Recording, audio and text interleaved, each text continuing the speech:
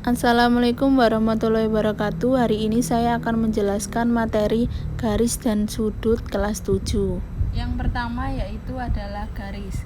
Garis adalah suatu susunan titik-titik atau bisa tak hingga yang saling bersebelahan serta berderet memanjang ke dua arah, kanan atau kiri, atas atau bawah. Kemudian kedudukan dua garis. Yang A, garis sejajar. Garis sejajar adalah dua buah garis yang memiliki posisi sejajar jika dalam satu bidang yang arahnya sama dan garis tersebut dapat diperpanjang.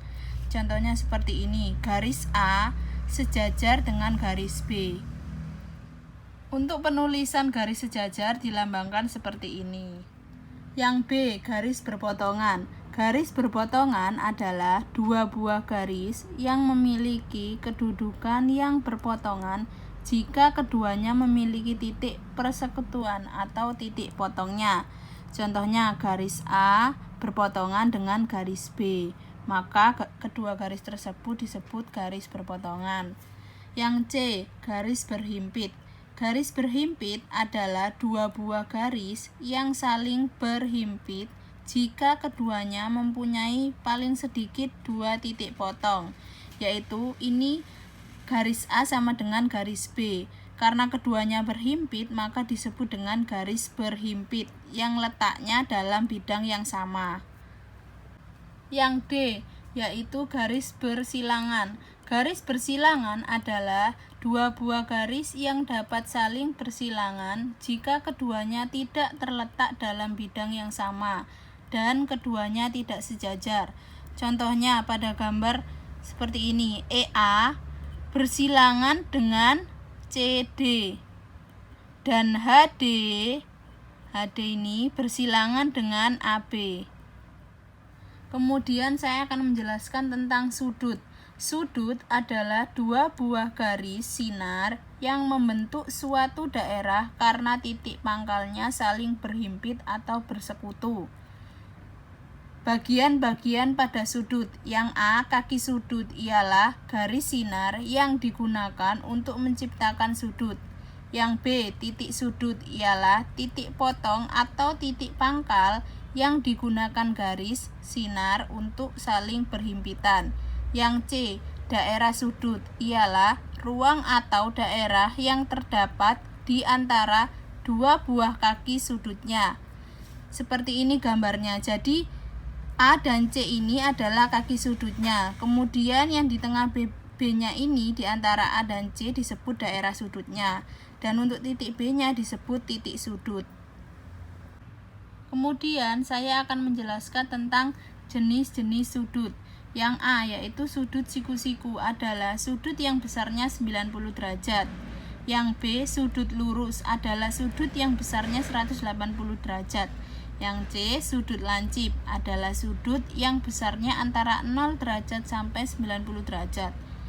Dan D, sudut tumpul, adalah sudut yang besarnya antara 90 derajat sampai 180 derajat.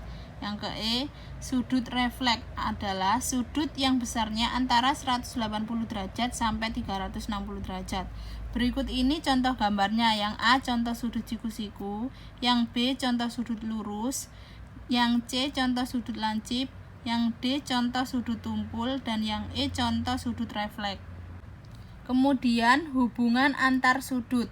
Yang A, sudut berpenyiku. Sudut berpenyiku adalah dua buah sudut yang berhimpitan yang menghasilkan sudut siku-siku.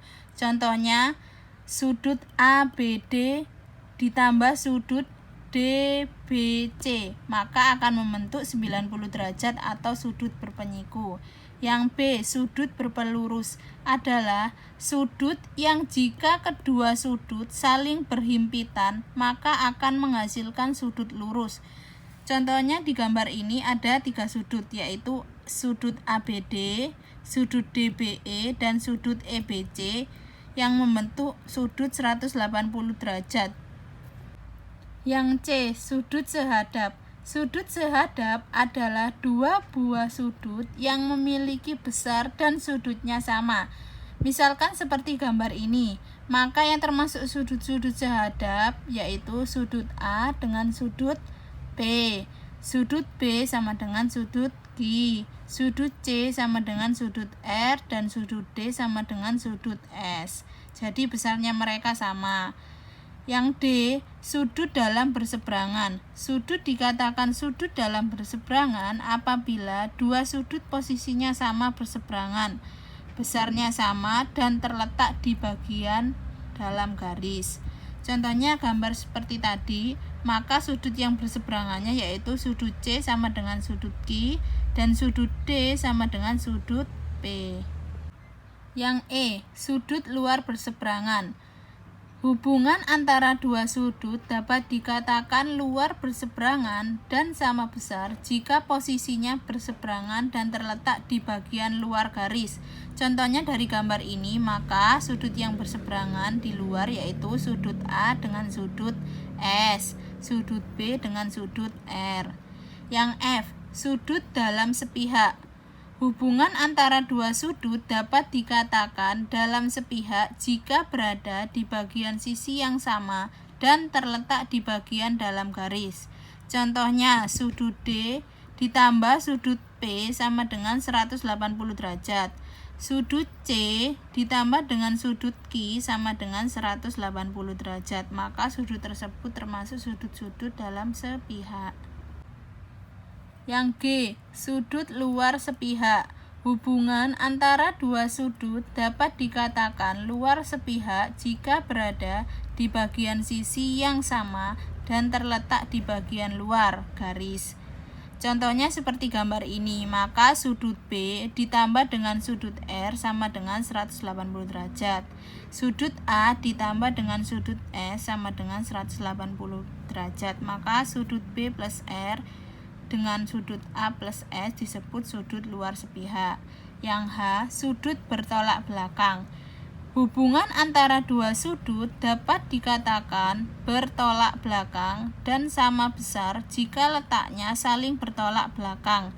Contohnya dari gambar ini yaitu sudut A sama dengan sudut C, sudut B sama dengan sudut D, dan sudut P sama dengan sudut R, sudut Q sama dengan sudut S.